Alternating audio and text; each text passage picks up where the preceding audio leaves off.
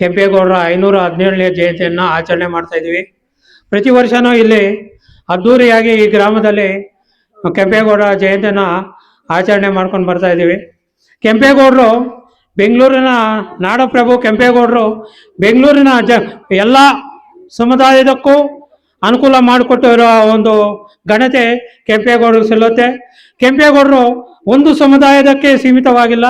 ಅವರು ಬೆಂಗಳೂರಲ್ಲೇ ಅನೇಕ ಸಮುದಾಯಗಳಿಗೆ ವ್ಯಾಪಾರಕ್ಕೆ ಪೇಟೆಗಳನ್ನು ಕಟ್ಟಿದ್ದಾರೆ. ಚಿಕ್ಕಪೇಟೆ, ದೊಡ್ಡಪೇಟೆ, ತರಗುಪೇಟೆ, ಈ ಥರ ಅವರವರ ಒಂದು ಆ ಕಾಲಕ್ಕೆ ದೂರದೃಷ್ಟಿಯಿಂದ ಒಂದು ಪೇಟೆಗಳನ್ನು ನಿರ್ಮಾಣ ಮಾಡಿ ಬೆಂಗಳೂರಿನ ಆರ್ಥಿಕ ಅಭಿವೃದ್ಧಿಯಲ್ಲಿ ಅವರು ದೂರದೃಷ್ಟಿಯಿಂದ ಇಂದು ವಿಶ್ವದಲ್ಲಿಯೇ ನಂಬರ್ 1 ನಗರವಾಗಿ ಅಭಿವೃದ್ಧಿ ಆಗ್ತಾ ಇದೆ.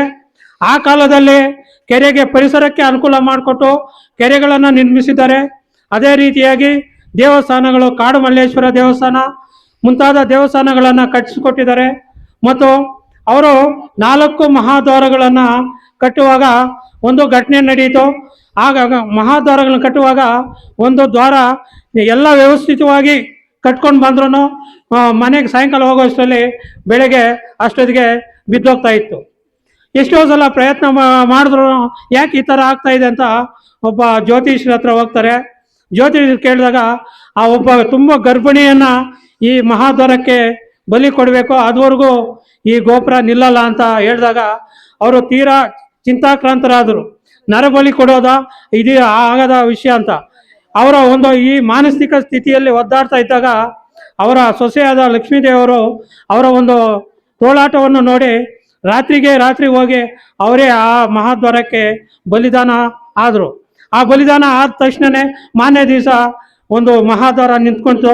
ಅಂತಹ ಒಂದು ಮಹಾತ್ಯಾಗ ಮಾಡಿದ, ಬೆಂಗಳೂರಿಗೆ ಮಹಾತ್ಯಾಗ ಮಾಡಿದ ಕುಟುಂಬ ಕೆಂಪೇಗೌಡರ ಕುಟುಂಬ.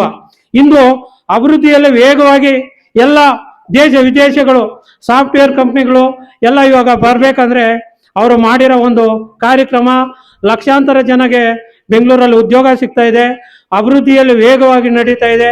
ಇಂಥ ಮಹಾ ಕಾರ್ಯವನ್ನು ಮಾಡಿದವರು ನಮ್ಮ ಕೆಂಪೇಗೌಡರು. ಈಗ ಕೆಂಪೇಗೌಡರು ಒಂದು ದಿವಸ ಬೇಟೆಗೆ ಹೋದ್ರಂತೆ. ಆ ಬೇಟೆನಲ್ಲಿ ಯಲಹಂಕದಲ್ಲಿ ಬೇಟೆಗೆ ಹೋದ ತಕ್ಷಣ ಒಂದು ಮೊಲ ಬೇಟೆ ನಾಯಿಗಳನ್ನೇ ಓಡಿಸ್ತಾ ಇತ್ತಂತೆ. ಅದು ಆ ಒಂದು ಘಟನೆ ನೋಡಿದಾಗ ಇಲ್ಲಿ ಯಾವುದೋ ಒಂದು ಶಕ್ತಿ ಇದೆ, ಅದರಿಂದ ಮೊಲ ಬೇಟೆ ನಾಯಿಗಳನ್ನ ಓಡಿಸ್ತಾ ಇದೆ ಅಂದ್ರೆ ಇದೇನೋ ಇಲ್ಲಿ ಒಂದು ಮಹಾ ಶಕ್ತಿ ಇದೆ ಅಂತ ಅವತ್ತೇ ಅಂದ್ಕೊಂಡು ಅಲ್ಲಿ ಒಂದು ದೊಡ್ಡವಾದ ಒಂದು ನಗರವನ್ನು, ಸುಸಜ್ಜಿತವಾದ ನಗರವನ್ನು ನಿರ್ಮಾಣ ಮಾಡಲು ಸಂಕಲ್ಪ ಮಾಡಿದರು. ಅಂದಿನಿಂದ ಅವರು ಅನೇಕ ಕೋಟೆಗಳನ್ನು ಕಟ್ಕೊಂಡು ಬಂದರು. ಅಭಿವೃದ್ಧಿಯಲ್ಲಿ ವೇಗವಾಗಿ ನಡ್ಕೊಂಡು ಬಂದರು. ಅವರು ಮಾಡಿರೋ ಒಂದು ವಿಶ್ವ ಕಾರ್ಯವನ್ನು ಇಂದು ವಿಶ್ವವೇ ಅವರ ಬೆಂಗಳೂರು ಕಡೆ ನೋಡೋ ಹಾಗೆ ಮಾಡಿದೆ. ಈ ದಿನ ನಮ್ಮ ಇಲ್ಲಿ ಯಾವುದೇ ಸಮುದಾಯ ಅಲ್ಲ, ಒಕ್ಕಲಿಗರ ಸಮುದಾಯ ಅಲ್ಲ, ಎಲ್ಲ ಸಮುದಾಯಗಳು ಸೇರಿ ಈ ಕೆಂಪೇಗೌಡರ ಜಯಂತಿಯನ್ನು ಆಚರಣೆ ಮಾಡ್ತಾ ಇದ್ದಾರೆ. ಈ ಮುಡಿಗನೂರಲ್ಲಿ ನಮ್ಮ ಅತ್ತೆಯವರಾದಂಥ ಜಯಲಕ್ಷ್ಮಿ ಅವರು ಪ್ರತಿ ವರ್ಷನೂ ಇಲ್ಲಿ ಈ ಕಾರ್ಯಕ್ರಮ ಅಂಗವಾಗಿ ಪ್ರತಿಭಾ ಕಾರಂಜಿ, ಪ್ರತಿಭಾ ಪುರಸ್ಕಾರ ಮುಂತಾದ ಕಾರ್ಯಕ್ರಮಗಳ ಹಮ್ಮಿಕೊಂಡು ವಿಜೃಂಭಣೆಯಿಂದ ಕಾರ್ಯಕ್ರಮನ ಮಾಡ್ಕೊಂಡು ಬರ್ತಾ ಇದ್ದಾರೆ. ಅವರು ಇರುವವರೆಗೂ ಕೆಲವರು ಅಂತಾರೆ ಜಯಮ್ಮ ಇಲ್ಲ ಅಂದ್ರೆ ಇಲ್ಲಿ ಕೆಂಪೇಗೌಡ ಜಯಂತಿ ಮಾಡಲ್ಲ ಅನ್ನೋ ಒಂದು ಮಟ್ಟಕ್ಕೆ ಅವರು ಕಾರ್ಯಕ್ರಮನ ನಡೆಸ್ಕೊಂಡು ಬರ್ತಾ ಇದ್ದಾರೆ. ಅವರು 100 ವರ್ಷ ಬದುಕಿ ಈ ಕಾರ್ಯಕ್ರಮನ ಯಶಸ್ವಿಯಾಗಿ ಮಾಡಬೇಕಂತ ಕೋರುತ್ತಾ ಈ ಕಾರ್ಯಕ್ರಮದಲ್ಲಿ 2 ಮಾತುಗಳನ್ನು ಮಾತನಾಡಲು ಅವಕಾಶ ಕೊಟ್ಟ ಎಲ್ಲರಿಗೂ ಹೊಂದಿಸುತ್ತಾ ನನ್ನ ಮಾತನ್ನು ಮುಗಿಸ್ತಾ ಇದ್ದೀನಿ. ಜೈ ಹಿಂದ್, ಜೈ ಕರ್ನಾಟಕ ಮಾತೆ.